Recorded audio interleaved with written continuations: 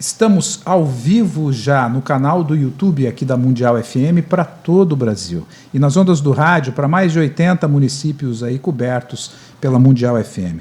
Nossos temas de todos os sábados aqui, que são temas relevantes em saúde. Hoje nós vamos falar um pouco mais sobre direito. Nós vamos falar sobre o direito ligado à saúde como uma forma de proteção. Estou tendo a honra de receber, mais uma vez, porque eu já tive uma entrevista para quem acompanha os programas lá no nosso canal do YouTube, no Instituto de Oncologia de Juí, lá no YouTube, já tive uma conversa com a advogada Laura Isabel Pinheiro Ratten, que está aqui conosco, que é advogada especialista em direito de proteção patrimonial e que lançou esta semana o seu livro. Ela é mestre em direitos humanos, né? Mestre em direito, na área de direitos humanos pela Unijuí, e lançou o seu livro tese, O Testamento como Instrumento de Cuidado. Bom dia, Laura. Bom dia, Aníbal. Bom dia, ouvintes da Rádio Mundial. Eu fico muito feliz em estar aqui hoje, né, conversando com vocês sobre esse tema que, para mim, é muito caro, é muito importante e que eu dediquei aí alguns anos né, pesquisando e estudando sobre ele. E vir aqui conversar com vocês hoje sobre esse tema me deixa muito feliz, né? E me traz assim um certo conforto, porque eu acho que é um tema que às vezes as pessoas não gostam de falar no seu dia a dia, né? É um tema que ele é bastante evitado, porque essa questão de cuidados, de falecimento, falar sobre morte, né? É uma coisa, às vezes, um pouco difícil, né? É um tabu. E estar aqui hoje falando com vocês, e eu pretendo falar, né, sobre ele de uma forma leve também e que as pessoas entendam, né, o porquê desse estudo do testamento como instrumento de cuidado. E de cuidado mesmo, né? Nós temos que, quando falamos sobre morte ou falamos sobre testamentos, a gente vem aquela frase, não, Deus me livre, Deus não vai livrá-lo. Essa é a novidade, né? Então pense, todos nós vamos morrer, nós não somos eternos e nós deixamos documentados nossas vontades, não só patrimoniais, né, Laura? Nós deixamos roteirizado aquilo que nós desejamos, para aquilo que nós construímos e para proteger as pessoas que nós amamos. O testamento é cada vez mais ligado ao tratamento médico, não é? Porque ele faz parte da segurança do paciente e da família. São decisões que são importantes, que devem ficar documentadas e hoje em dia até por proteção fiscal, né? Existem tributações diferentes para várias formas de partilha. Mas acho que nós vamos focar aqui mais no cuidado, né? Doutora Laura, vamos falar um pouquinho antes da gente começar a entrar mesmo nessa questão de testamento, e até a gente vai falar dos tipos, e até testamento vital, que é aquela sua vontade de final de vida, como você quer. Se você quer ser cremado, enterrado, aonde você quer, como vai ser o seu velório, até essas coisas podem ficar documentadas, né? Sim, com certeza. Sabe, Aníbal, que muitas pessoas evitam, né, como a gente estava dizendo, falar sobre isso. E, na verdade, quando a gente fala em planejamento sucessório como um todo, né, que, na verdade, o testamento nada mais é do que um instrumento que a gente vai utilizar para planejar a nossa sucessão, né?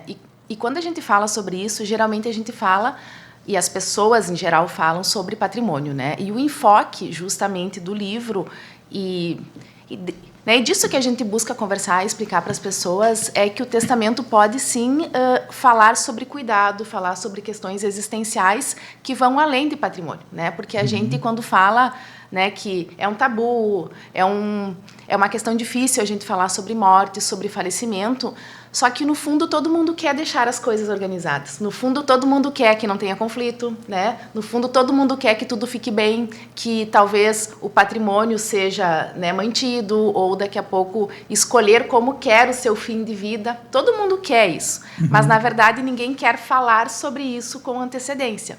E aí vem aquela questão, assim, delicada. Por quê? Porque eu não consigo ter essa estrutura organizada se eu não fizer isso com antecedência. Eu não posso esperar acontecer o fato ou eu estar né, em um momento que eu não consiga mais manifestar a minha vontade para, então, decidir o que eu quero fazer com a minha vida, ou o que eu quero fazer com meus bens, ou com o patrimônio, ou, inclusive, como é o o foco do livro, o que eu vou fazer com uma pessoa que depende de cuidados meus, né? Porque assim, são duas linhas diferentes. Eu posso precisar de cuidado enquanto uma doença, enquanto a idade, porque querendo ou não, em algum momento da vida a gente vai estar vulnerável, né? Seja pela idade, seja por uma doença, seja por uma questão, né, de vida de cada um.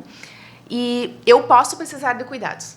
Como eu estou me preparando durante a minha vida para deixar isso organizado? Porque eu não posso depender da sorte para fazer isso. Porque se eu lidar com a sorte, eu vou acabar que eu vou ter que ter a sorte de ter alguém que esteja ali, né? Vou ter que ter a sorte de ter alguém que entenda o que eu preciso, né?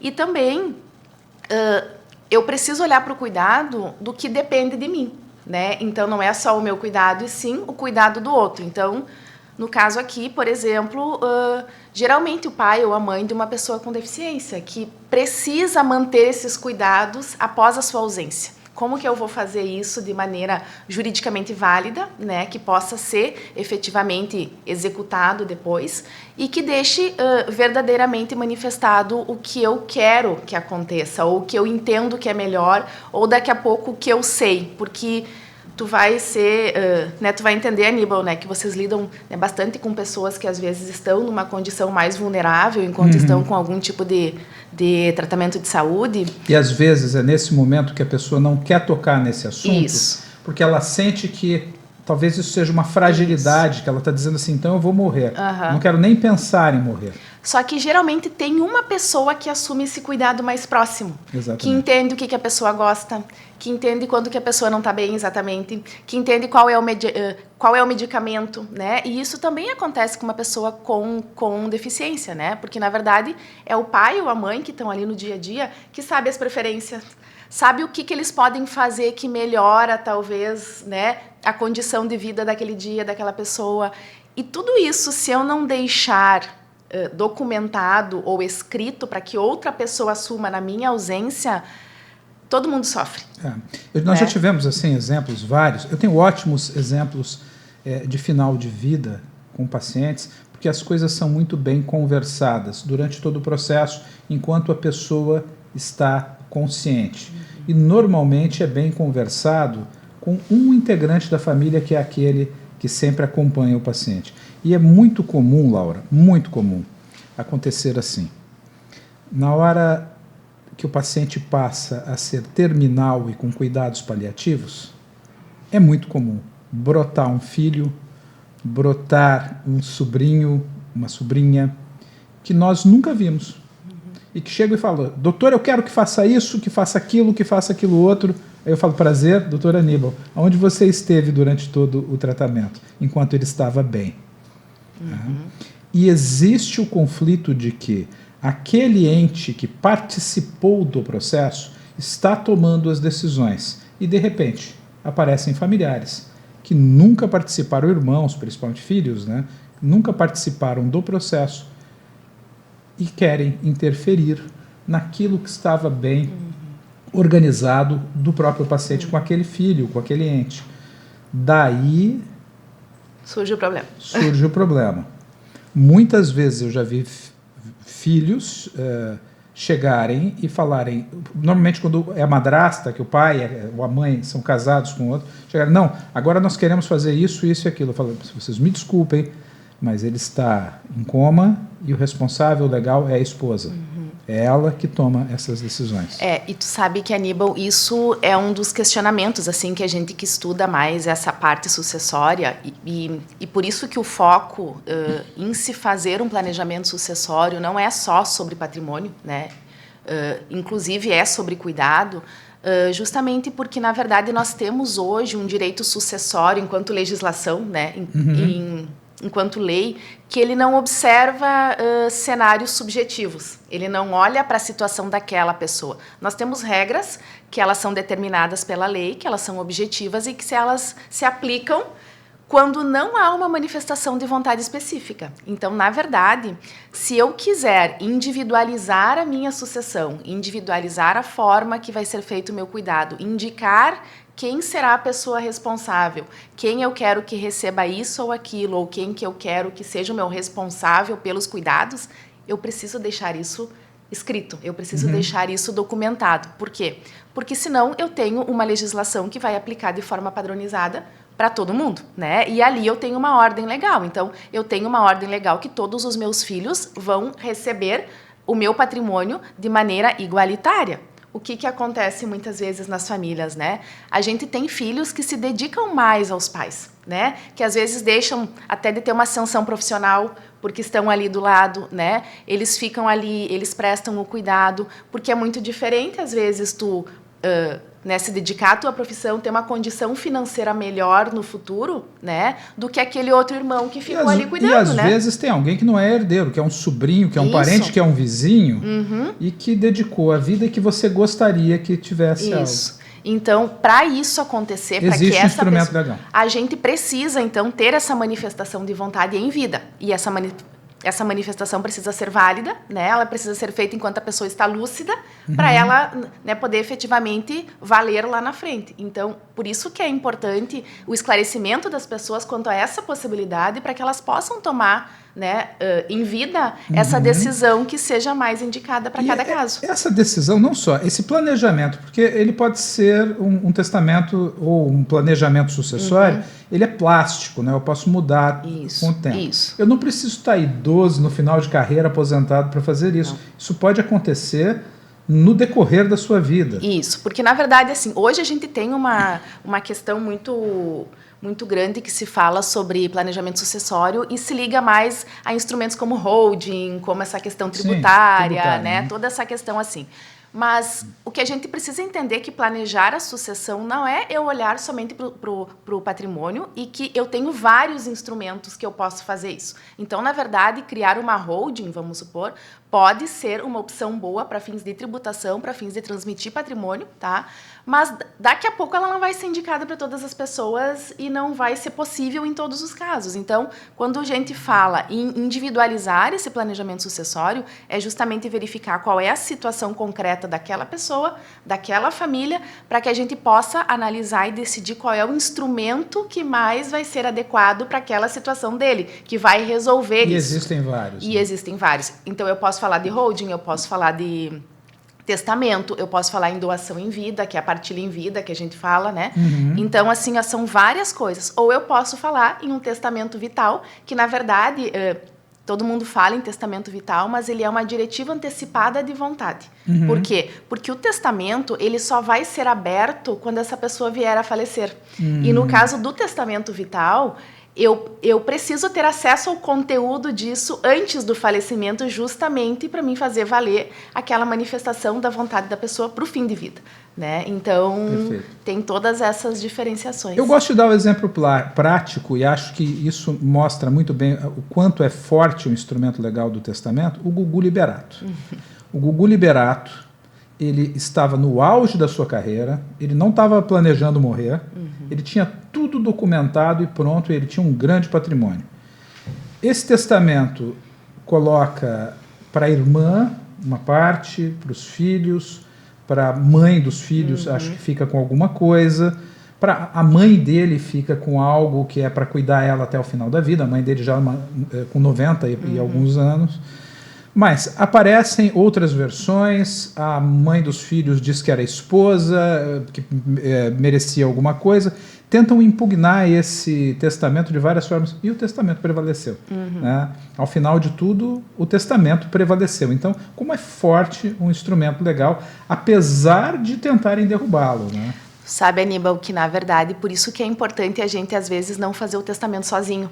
Entende? A gente precisa analisar toda a situação familiar dessa pessoa e também verificar possíveis assim, indícios de ter daqui a pouco um outro descendente, porque o que acontece? A gente tem casos em que esse testamento ele não vai ser válido, ele pode ser rompido, tá? Que a gente fala, né, na lei, que é não utilizar esse testamento. Então, por exemplo, se eu faço um testamento hoje e eu não prevejo alguns pontos específicos e daqui a pouco surge um outro filho depois que esse testamento foi feito, ele pode ser anulado. Então, por isso que eu digo assim que a gente precisa fazer todo um sistema organizado para conseguir fazer com que esse testamento, essa manifestação de vontade pare em pé e atinja esse objetivo que eu quero, porque de nada adianta eu fazer um instrumento hoje que quando efetivamente eu precisar ocupar, que é quando eu não estiver mais aqui, ele não tenha validade. Então, a gente precisa, assim, se cercar de todas as medidas. Inclusive, às vezes, a gente até pede um atestado médico para a pessoa que vai fazer um testamento, um atestado de sanidade mental para dizer, olha, efetivamente, essa pessoa, neste momento que ela está manifestando a sua vontade, ela está bem, né? Claro que, quando a gente fala em testamento público, que é aquele feito lá em tabelionato, né, a gente tem o próprio tabelião que faz essa verificação, né, da capacidade e da possibilidade dessa pessoa de manifestar a vontade, né? Mas a gente tem outras formas de fazer o testamento que não só o público, e aí a gente vai precisar de um documento, né, que dê força de validade para testar essa capacidade, né? E existem às vezes controvérsias nessas histórias, né, todas. Eu tenho um caso que eu fui chamado como testemunha de um paciente que faleceu há muito tempo e que eu atendi no setor público, ainda no CACOM, e era um senhor de 92 anos, com um câncer de próstata muito avançado, e que ele fez uma doação em vida ou alguma coisa assim para um dos herdeiros, depois acabaram, não sei os detalhes do processo. Eu fui chamado para dizer sobre a sanidade mental dele, porque na minha evolução clínica, colocava que ele não tinha capacidade de tomar decisões. E eu fui feliz, tenho formação em geriatria, em ter descrito muito bem o estado mental dele, né? Eu fiz uma descrição de um exame que nós chamamos de mini-mental. E que um dos pontos é que ele estava, naquele momento, ele estava desorientado em tempo e espaço. Ele não sabia onde ele estava e alguém utilizou isso para tentar derrubar. E ele tinha um laudo de um outro médico dizendo que ele era capaz. Eu falei, olha, uma coisa não invalida a outra.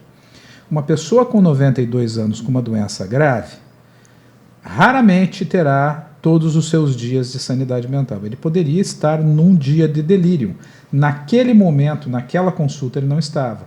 O que importa, do meu ponto de vista, né, falando como testemunha, é como ele estava no momento que ele fez a doação. Muito provavelmente ele tem um atestado e ele fez isso na frente de um tabelião, que é uma pessoa íntegra para dizer que sim, que ele tomou decisões aparentemente dentro da sua vigília mental, né, da sua plena capacidade. Então há vários instrumentos para isso.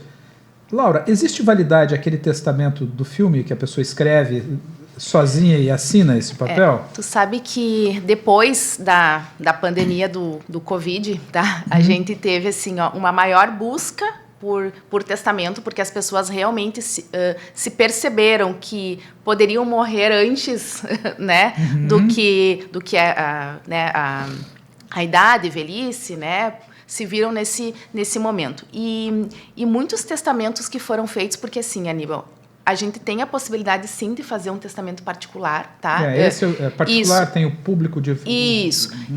Fazer esse testamento particular, que é o quê? É um instrumento particular. A pessoa vai fazer o seu testamento. Óbvio que esse testamento, ele precisa atender aos requisitos legais. Então, não é eu fazer um testamento sem ninguém saber, ou se ninguém... Eu preciso de testemunhas para isso, né? Então, eu tenho um procedimento legal, tá? Por mais que, na época do Covid, como a gente teve todas aquelas questões, até surgiu assim, algumas flexibilizações. Por quê? Porque as pessoas estavam isoladas, às vezes não podiam ter contato com outras pessoas, a gente não podia atender todas as normas legais de questão de ter a testemunha, de ter, né, 2, 3 testemunhas. Então, na verdade, foi flexibilizado algumas coisas. Mas o que é o ideal? O ideal é que sempre a gente busque orientação antes de fazer esse testamento. Por quê? Porque eu sempre digo que de nada adianta eu ter a manifestação de vontade, ok, né? Mas daqui a pouco essa manifestação que eu faço, ela vai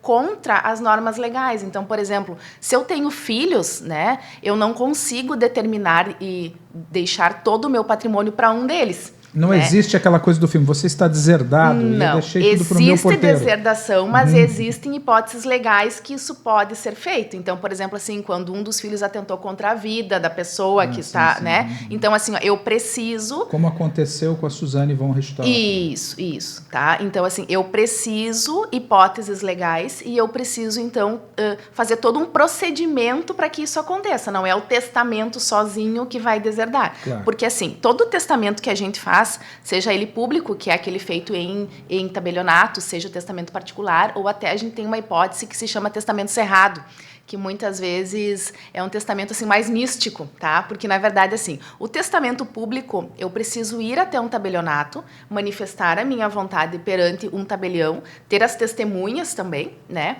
E esse testamento, ele fica guardado, o seu conteúdo no tabelionato até o falecimento. Então esse testamento só é aberto, ele só vem a público depois que acontece um falecimento, tá? O testamento público, ele tem uma central que se chama, tá? Que é uma central nacional em que são cadastrados os testamentos existentes. Então, na verdade, quando há um falecimento, vai ser feita uma consulta a essa central para dizer existe ou não existe testamento daquela pessoa, tá? Já o testamento particular, ele não é cadastrado em nenhum lugar, né? Então, eu vou escrever e eu vou ter que guardar este documento em algum lugar. O que pode acontecer com esse testamento particular? Que muitas vezes ele não vem a público quando acontece o falecimento, né? Porque daqui a pouco eu guardei, escondi, não falei para ninguém, ou daqui a pouco eu falei para alguém, essa pessoa tem interesse que esse testamento não venha a público, rasgou, botou fora, eu não tenho mais testamento. Então, eu preciso ter formas de também documentar e deixar com alguém de confiança que vai trazer esse testamento quando ele for para ser utilizado, né? Então, por isso que, na verdade, hoje, o que a gente mais utiliza é o testamento público, né? E até porque, assim, ele pode ser mudado ao longo do tempo. Enquanto eu tiver capacidade mental e eu quiser reformar o meu testamento, eu posso, né? Então, ele é um instrumento que ele não é, em tese, definitivo, né, nesse sentido assim de que eu fiz hoje e nunca mais posso mudar de ideia. Não, eu posso trocar. Eu consigo se colocar cláusulas, por exemplo. Você herda uma casa, esta casa é onde o meu filho tem o seu escritório, sua clínica, seu negócio, e ele só fica para aquele filho enquanto usado para isso. Supor, eu tenho lá uma família que tem uma escola e que a matriarca quer que aquela sempre seja uma escola. Enquanto for utilizado para educação, fica de posse daquela... Se não usar para educação, vai ser doado para o Estado. Pode ser? Isso eu vou ter que inserir condições, né? Eu vou ter que, inserir condições, né, que imponham, no caso, limites, no caso, para essa disposição patrimonial, né? E, na verdade, assim como eu posso colocar cláusulas, né, de incomunicabilidade. Então, por exemplo, assim, para não comunicar com o cônjuge, né, dessa pessoa que eu estou doando, né? Então, tem todas essas possibilidades. Por isso que a gente sempre diz que o ideal é que esse instrumento seja feito com orientação. Por quê? Porque a pessoa vai dizer, olha, meu objetivo é esse. E através do seu objetivo é que a gente vai verificar o que é melhor inserir nesse documento. Foi como aconteceu com o do Gugu Liberato, que, ou seja, foi um testamento muito bem feito, bem pensado, feito com tranquilidade. Provavelmente ele fez durante muitos anos, ele planejou. Ele deve ter feito esse testamento já ao nascer dos filhos dele, ele já pensou em sucessão. Quem não tem filhos, eu não tenho filhos, eu consigo deixar todos os meus bens para um terceiro. Destinar para alguém que não seja meu parente, por exemplo. Depende. Então, assim, nós temos uma ordem legal, tá? Essa ordem legal, que é uma ordem de vocação hereditária, que a gente fala, a gente precisa necessariamente seguir, tá? Então, ela vem escalonada. Então, nós temos, assim, os filhos, né, os descendentes, então, que são os primeiros dessa primeira classe. Existindo filhos, eu preciso destinar a minha legítima, que é 50% pelo menos, para esses filhos, tá? Não havendo esses filhos, eu passo para o segundo da ordem legal, tá? Que são os pais, tá? Então, havendo pais vivos, necessariamente eu preciso destinar pelo menos 50% para os pais. E ainda, hoje, na nossa legislação, a gente tem o cônjuge ou o companheiro. Então, na verdade, não existindo filhos nem pais, fica tudo pro cônjuge ou pro companheiro, tá? Pelo menos 50%. O próximo da ordem legal seriam os irmãos, que a legislação chama de colaterais. Esses colaterais são os únicos que eu posso efetivamente excluir. Então, se eu não tenho filhos, se eu não tenho pais e se eu não tenho cônjuge, se eu não dispor nada, a minha herança vai para os meus irmãos. Porém, eu posso deixar uma manifestação de vontade em que este patrimônio fique inteiro para outra pessoa e não contemple os irmãos, tá? Mas para isso acontecer, eu preciso ter... Ou os pais. Isso. Os pais é automático, não tem como. Os pais não tem como excluir. Não tem como excluir. É só os irmãos que eu consigo. Não tendo filhos, não tendo pais, não tendo cônjuge, eu consigo excluir os irmãos. No meu caso, meus pais são meus herdeiros legítimos sem isso. E contexto. vai concorrer com o cônjuge daí. Tá? A não ser que você faça um manifesto e que eles concordem com o manifesto. Você vai ter que fazer um manifesto, tá? Que seria ou um testamento, né? Fazer um testamento e 50% tu poderia destinar para um terceiro, tá? Mas 50% necessariamente vai ter essa divisão entre os ascendentes, que seriam os pais, e o cônjuge. Muito bem. Estamos então aqui com o nosso Simple Talk, uma conversa simples sobre saúde. Sempre, hoje nós estamos falando sobre direito sucessório, que não deixa de ser saúde, porque isso pode trazer paz, pode trazer planejamento e segurança para o final da vida também e para o meio da vida, né? Porque a gente ter tranquilidade jurídica, principalmente com as pessoas que a gente ama e com as pessoas que dependem da gente. Estou recebendo aqui a advogada, mestre em Direito, Laura Isabel Pinheiro Ratten, que lança o seu livro, lançou agora nessa semana, o Testamento como instrumento de cuidado, né? Proteção jurídica da pessoa com deficiência na ausência do cuidador. Então, nossa dica de livro, estamos tendo uma conversa muito legal e muito informativa. Nós vamos chamar uns comerciais. Quero agradecer a Mariana, que está hoje fazendo a técnica aqui com a gente, estreando na técnica no Simple Talk. Bom dia, Mariana. Todo sábado? Então, vamos lá, né? Então, vamos chamar nossos comerciais. Daqui a pouquinho a gente volta com a doutora Laura com mais informações.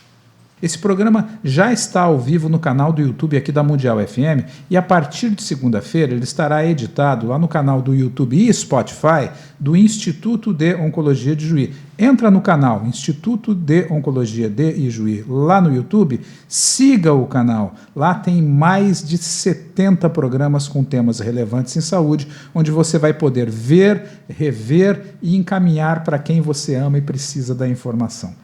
Muito bem, Laura. Voltando à nossa conversa, agora eu queria falar um pouquinho mais sobre você, a tua carreira, de onde você veio, se apresentar um pouco mais para o público. Bom, então tá. Eu, então, sou natural de Tenente Portela, né? Estou em Juí desde 2007, então já faz alguns anos que, né, resido aqui. E a minha carreira na área jurídica, né, começou quando eu me formei lá em 2005, né?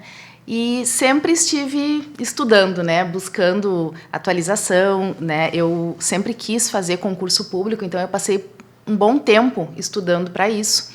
Mas chegou num momento em que eu verifiquei que não era só isso que eu queria, né? A gente sempre tem alguns objetivos, mas quando a gente, né, tá caminhando, a gente vai enxergando, né, novas coisas, novas possibilidades. E foi aí, então, que eu me deparei, inclusive fazendo, né, um concurso para a área extrajudicial, que eu me deparei com essa questão da advocacia preventiva. Porque, na verdade, a gente tem hoje muitas possibilidades nessa área também em fazer, né, toda essa questão de organização patrimonial, organização familiar, esclarecimentos em relação a como encaminhar né, determinadas questões. E desde então, o meu foco é o planejamento patrimonial e sucessório, porque eu sempre gostei de direito de família e sucessões, fiz especialização na área também, mas, na verdade, o meu foco sempre foi essa questão preventiva do direito de família e sucessões. Não apenas essa questão litigiosa, quando o problema já está posto, quando o conflito já existe, mas sim fazer de forma que eu possa ter isso organizado e evitar esse conflito lá na frente, evitar essa judicialização. Então, na verdade, quando eu descobri essa área do planejamento patrimonial e sucessório, foi a área que eu me dediquei, depois fiz especialização em proteção do patrimônio, família e empresa, porque, na verdade, eu também verifiquei que as questões familiares, elas estão inseridas em todas as áreas da nossa vida, né? Então, na verdade, por exemplo, empresários, profissionais liberais que constituem a sua pessoa jurídica, querendo ou não, eles terão implicação da sua vida familiar dentro dessa empresa e também a empresa terá implicações dentro da sua vida familiar, porque por mais que a gente tenha uma pessoa jurídica separada, tem coisas que a gente não consegue efetivamente não misturar, né? Então a gente precisa deixar isso claro. E também nós temos toda essa implicação da questão sucessória dentro de uma empresa, dentro de uma pessoa jurídica, né? Porque eu não tenho só uma sucessão na minha vida familiar. Eu tenho uma sucessão também, que eu vou ter uma sucessão empresarial.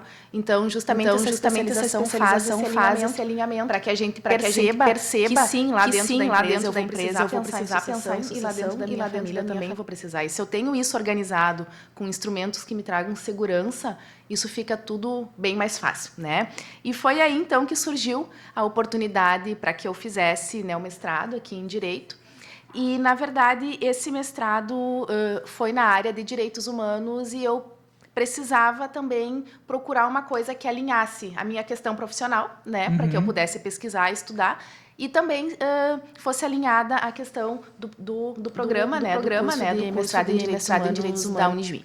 E foi aí, então, que eu, né, juntamente com a minha orientadora, a gente conseguiu, então, encontrar esse foco do planejamento sucessório da pessoa com deficiência, mas não no olhar da pessoa que possui alguma deficiência, mas sim no olhar do cuidador dessa pessoa com deficiência. E aí surgiu toda a questão, né, do testamento como esse instrumento de cuidado. Por quê? Porque, de novo, eu não posso olhar para os institutos jurídicos só na parte do patrimônio. Eu tenho que olhar na questão familiar, eu tenho que olhar na questão do cuidado, e justamente esse foco que surgiu aqui. Então, eu utilizar um instrumento que hoje a maioria das pessoas vê só como um instrumento patrimonial, que é o testamento, né? Mas com o olhar de que eu posso, sim, através dele, deixar um legado existencial, deixar um olhar sobre o cuidado, deixar descrito como eu quero encaminhar as coisas no cuidado com essa pessoa. E, além disso, também tem essa questão do cuidado consigo mesmo, né? Como é que eu vou organizar isso? E, a partir disso também, né, Aníbal, eu me encontrei com a Patrícia Ezerhard, que, né, inclusive, ela não conseguiu estar aqui conosco, mas que ela também, né, fez mestrado em agronegócio, na verdade, é o mestrado dela, e agora ela está cursando doutorado também em agronegócio. E o foco dela é a questão do planejamento sucessório das famílias empresárias rurais. Por quê? Porque a gente foca muito nessa questão não do patrimônio em si, mas sobre essa questão sucessória, de tu deixar o legado. Ela tem toda essa questão sucessória das famílias rurais, porque, na verdade, eu não tenho lá nas famílias rurais, às vezes, a mesma estrutura do que eu tenho uma pessoa jurídica, uma empresa. Ela é uma empresa, mas eu preciso olhar para essas questões diferentes, né? Porque lá na propriedade rural, às vezes, eu tenho o pai e o filho que estão trabalhando juntos, que estão morando juntos, que estão convivendo juntos. Então, eu preciso também trazer toda essa organização, né, familiar e patrimonial para dentro desse lugar. Então, a gente lançou os livros juntos, né? Porque o nosso tema, né, se entrelaça, e inclusive a gente está com um novo projeto aí que se chama Proteja Quem Você Ama, né, que a gente quer trazer então esse esclarecimento, essa busca com o cuidado, né, com o cuidado das pessoas, com o cuidado consigo mesmo, né, para que a questão sucessória também se preocupe com essa questão do cuidado, né, que eu olhe o patrimônio, que eu organize isso, mas que eu também esteja protegendo as pessoas, né? Porque de nada adianta também eu ter um bom patrimônio, eu ter uma estrutura patrimonial e eu não sustentar as pessoas que vão depender disso lá na frente, né? Ou não organizar isso para essas pessoas para que elas possam usufruir lá na frente. Ou de que forma que elas vão usufruir. Então, esse é o nosso olhar, né? Então, a gente acabou lançando os livros juntos, e a Patrícia logo acho que vai estar lançando outro aí quando ela terminar o doutorado dela. Então, estamos aí, né, com essas questões para trazer esse esclarecimento para as pessoas. Estou folheando aqui o teu livro, né, e estou percebendo que, apesar de ser um livro técnico, uma tese, ele tem uma comunicação muito fácil e sucinta para o leigo, para quem não é advogado, que possa entender um pouco mais. Né? Na verdade, assim, ele é uma dissertação de mestrado, então, na verdade, ele tem o foco na área dos direitos humanos, né? Mas, na verdade, o que ele busca? Ele busca trazer um olhar para esse cuidador da pessoa com deficiência. Então, na verdade, ele serve, sim, para pessoas que estão, né, sob esses cuidados, para pessoas que querem entender um pouquinho sobre isso, né? E também para profissionais da área. Então, na verdade, até eu indico, assim, né, dentro desse livro, quais são os pontos mínimos e principais que eu preciso olhar no meu testamento para o cuidado dessa pessoa com deficiência, né? Então, por exemplo, assim, porque eu tenho um conteúdo mínimo que eu preciso olhar, não é o patrimônio, né? Eu preciso olhar sobre quem vai ser a figura desse cuidador dessa pessoa com deficiência, e aí pode ser uma pessoa que tem uma doença também, né? Por quê? Porque a figura desse cuidador, ela precisa ser planejada, porque, como eu disse, assim, às vezes é uma pessoa só que detém todo o olhar de cuidado, né? Quando essa pessoa não está, como é que eu vou fazer para ter essa sucessão do cuidado, né? Então, isso é uma coisa extremamente importante. Eu preciso preparar essa pessoa, porque eu não posso largar ela do dia para a noite sem ter nenhum conhecimento sobre os cuidados que são realizados até então, né? Então, assim, eu preciso verificar como é que eu vou encaminhar moradia, né, para essa pessoa com deficiência, como é que eu vou encaminhar sustento, né? Como é que eu vou continuar prestando os cuidados em saúde.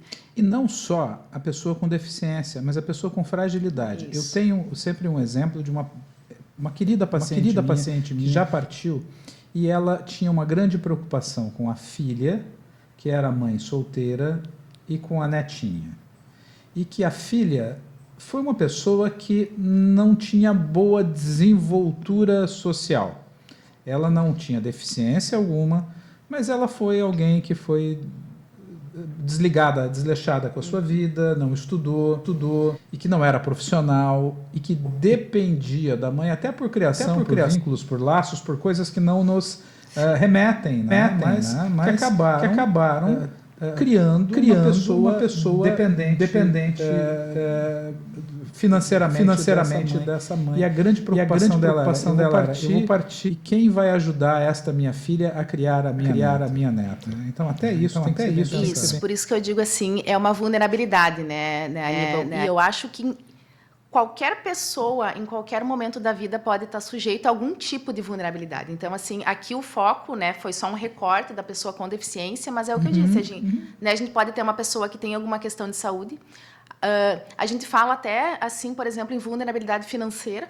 Né? Daqui a pouco eu vou ter um filho, ou até a gente vê em muitos relacionamentos, um dos parceiros que tem uma vulnerabilidade financeira, não entende nada sobre as finanças do próprio relacionamento, não entende e muitas vezes fica vulnerável nesse sentido. Então, eu acho que a gente tem que olhar, sim, para essa questão e tentar fazer formas de proteger essas pessoas que estão em alguma condição de vulnerabilidade. Então, isso é o foco, né? Que eu quis olhar que o testamento pode ser um instrumento, então, de cuidado para esse olhar para essas pessoas, e não só para o patrimônio que eu vou deixar para elas, né? Então, eu preciso deixar isso organizado. E até, assim, puxando um gancho para essa questão do testamento vital, né? Que, na verdade, como eu disse, é uma questão de diretivas antecipadas de vontade. Isso é uma questão, assim, que cada vez mais, né, Aníbal, a gente está vendo a necessidade e a pertinência das pessoas pensarem sobre isso, né? Porque, e tu vai saber, né, explicar melhor do que eu, essa questão do próprio envelhecimento da população, né? A gente tem hoje questões de saúde mais avançadas e que fazem com que essas pessoas vivam muito mais, né? Mas, às vezes, elas vão precisar de um cuidado específico. Ou elas querem questões específicas, ou elas não querem passar por determinado tratamento médico, né? E para que isso tenha validade, para que o próprio médico possa, né, chancelar isso, olha, nós vamos fazer dessa forma, vocês precisam também um respaldo documental, né? Para que não haja conflito depois, né? Para que o paciente combinou comigo isso durante todo o seu tratamento, sua jornada, e de repente apareceu alguém que estava fora do contexto para tomar decisões que são alheias àquilo que o paciente mesmo havia decidido. Então, isso é importante. Também é importante, de forma patrimonial, o seu legado, né? Você tem um sítio, que você tem uma coisa no seu sítio, que você não quer que se desfaçam, ou você tem aquela casa que você quer que cuide deste jeito, não é isso? Isso. Então, Você... assim, tem várias questões que a gente pode, então, organizar e destinar da forma como a gente quer. Porque eu sempre digo assim, a herança, ela é um direito, né? Ela é um direito dos herdeiros. Mas, na verdade, quem construiu todo aquele patrimônio, né, é a pessoa que está ali e vai ter condições, se ela quiser, de destinar isso da forma, né, como ela quiser, proteger da forma como ela quiser, mas para isso ela precisa fazer uma estrutura que ampare essa decisão dela. Eu não posso simplesmente, porque muitas pessoas fazem assim, vou lá, chamo meu filho e digo, não, isso vai ficar para ti, ó, filho. E não sei, né? Isso vai ficar para ti, isso vai ficar para ti, eu quero que tu faça isso. Mas só falam para as pessoas, né? Então, assim, ó, precisa estar documentado, precisa estar descrito para efetivamente a gente poder, né, fazer valer lá na frente. E sabe, nós não somos eternos e as coisas são importantes estarem registradas. Esses dias, Laura, eu vi uma situação de uma pessoa que herdou uma pensão, herdou uma aposentadoria. Era a esposa, isso também pode acontecer. Isso é uma questão mais daí da questão previdenciária, né? Então, muitas pessoas, assim, têm alguma aposentadoria, algum benefício que recebem ao longo da vida, e quando há o falecimento, se encaixar nas hipóteses legais, essa pessoa, né, esse beneficiário, passa a receber essa pensão por morte, né? Então, assim, passa a receber esse benefício. Então, isso é uma questão também, né? Que pode ser pensada. Isso, né? que pode ser pensada, mas nós temos, assim, mais rígido essa questão de quem é esse beneficiário, né? Tipo, na verdade, a gente precisa obedecer à ordem legal dos beneficiários. O que acontece é que, muitas vezes, um dos beneficiários é um companheiro.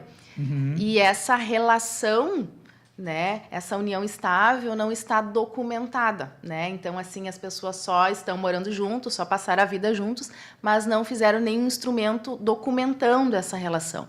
E aí o que acontece? No momento do falecimento, se torna um pouco mais difícil comprovar essa relação para essa pessoa que tem direito efetivamente a receber, né? E isso a gente vê também até nos próprios cuidados em saúde. Eu brinco assim que quando a gente não tem um documento estruturando uma união estável, por exemplo, eu não tenho como legitimar, às vezes, nenhuma pessoa acompanhar uma pessoa que está com uma doença, por exemplo, em um tratamento daqui a pouco, né? Por quê? Porque um filho, eu tenho uma certidão de nascimento, eu tenho um documento ali comprovando, ó, é meu filho, né? E às vezes esse companheiro tem até conflitos com esse filho, tá? Que é só do pai ou só da mãe, de outro relacionamento. E às vezes esse conflito entre filho e companheiro dessa pessoa que está doente ou que vem a falecer é que é o objeto das maiores discussões que a gente tem. Por quê? Porque esse companheiro tem uma relação que não é documentada e que não traz legitimidade, às vezes, para ele estar acompanhando um tratamento médico. E aí o filho faz o quê? Ah, não. Você não, fora, entende? Então, já vi isso acontecer, é muito triste. Então, isso é uma questão importante e que vai além do patrimônio de novo, né? Eu não estou falando sobre patrimônio, mas eu estou falando sobre o direito dessa pessoa, daqui a pouco, acompanhar, né, esse tratamento, encaminhar, daqui a pouco legitimar para tomar as decisões, porque daqui a pouco essa pessoa que precisa que o seu curador ou que a pessoa que está ali tome decisões, não o legitima efetivamente, né? E aí chega na hora de tomar as decisões, essas decisões conflitam com as decisões do filho. E aí quem que vai ter a maior legitimidade? Se eu não tenho esse instrumento, se eu não tenho essa manifestação, acontece esse conflito e muitas vezes a vontade da pessoa que está ali não consegue ser efetivada, né? Já vi isso, olha, 25 anos aí de medicina, a gente já acompanhou muita coisa, já vi quase todos esses exemplos. Já vi desde o bom exemplo, passei recentemente por um paciente que se planejou, que deixou tudo planejado com a família, tudo organizado, inclusive da parte de terminalidade dele, como ele queria que acontecesse, da questão de funeral, deixou tudo muito organizado. E já passei por coisas assim, dos mais variados conflitos, até esse que é muito triste, quando você tem realmente ali um casal, um companheiro, uma companheira, e que há um certo conflito entre os filhos, e os filhos colocam completamente à beira, né, das decisões, inclusive do acompanhamento da fase final, que é triste, né? Você queria que aquela pessoa estivesse perto de você quando você partisse, e essa privaram você e privaram a pessoa. Né? E aí a gente vê, né, Aníbal, de novo essa coisa que a gente estava conversando antes, que eu não consigo montar essa estrutura quando eu preciso.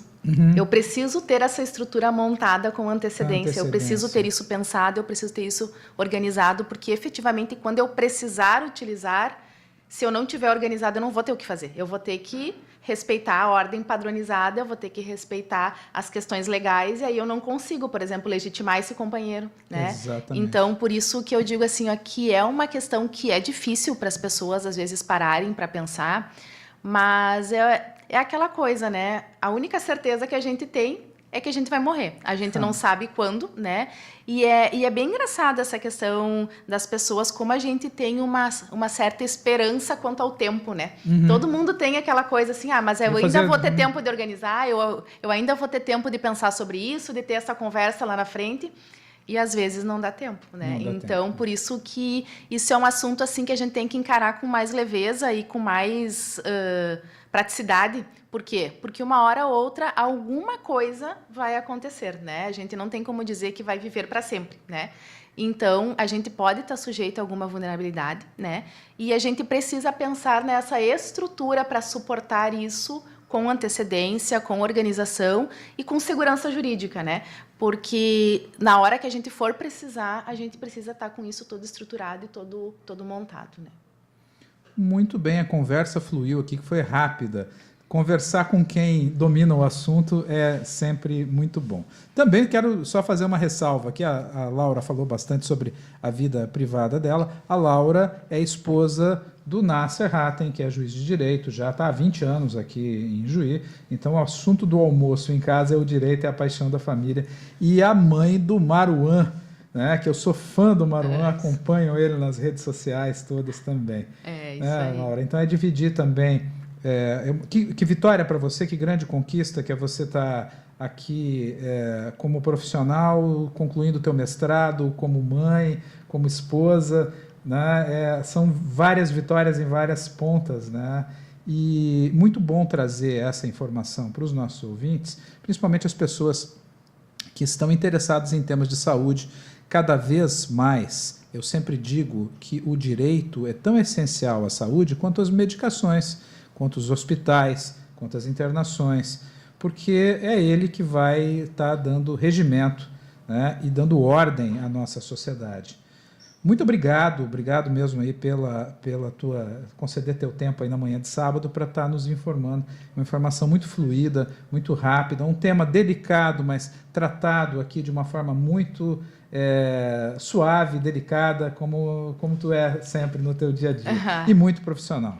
Obrigada, Aníbal. Obrigada pelo convite. Obrigada à Rádio Mundial. Eu acho que é sempre importante a gente trazer, né, para as pessoas esse esclarecimento e essa informação do que o direito pode proporcionar também, né, em benefício de cada pessoa. Então, fico também, né, à disposição para qualquer dúvida aí, tá? Um abraço. E para você que nos acompanhou até agora, esse foi mais um Simple Talk, uma conversa simples sobre saúde, hoje falando sobre o testamento como instrumento de cuidado, também ligado à sua saúde patrimonial e a sua saúde existencial, né? Existencial, de cuidado, né? Falando não só sobre patrimônio, mas sobre a sua existência, sobre o seu legado, sobre como você gostaria que as coisas fossem depois que você passar desta vida. Para você que gostou do programa, que nos acompanhou até agora, ou para você que pegou o programa no meio e achou o tema muito interessante, esse programa já está no ar no canal do YouTube aqui da Mundial FM. A partir de segunda-feira, ele está no canal do YouTube do Instituto de Oncologia de Juí. Vai lá no YouTube, Instituto de Oncologia de Juí. Se inscreva no canal. Há mais de 70 programas com temas relevantes em saúde que você pode ver, rever e encaminhar para quem você ama e que precisa dessa informação. Este é um programa da Oncosite Pesquisas Clínicas, da Oncocel Genômica e, claro, da Oncoclínicas Instituto de Oncologia de Juí e aqui da Mundial FM. Muito obrigado a toda a equipe aqui da Mundial que coloca esse programa no ar, a Mariana que está agora nos sábados de manhã fazendo a nossa técnica e levando essa imagem até vocês. E para vocês, todos que nos ouvem, nos acompanham, eu quero desejar um ótimo final de semana, uma abençoada semana que vem e continuem ligados aqui na Mundial que vem muita coisa boa por aí.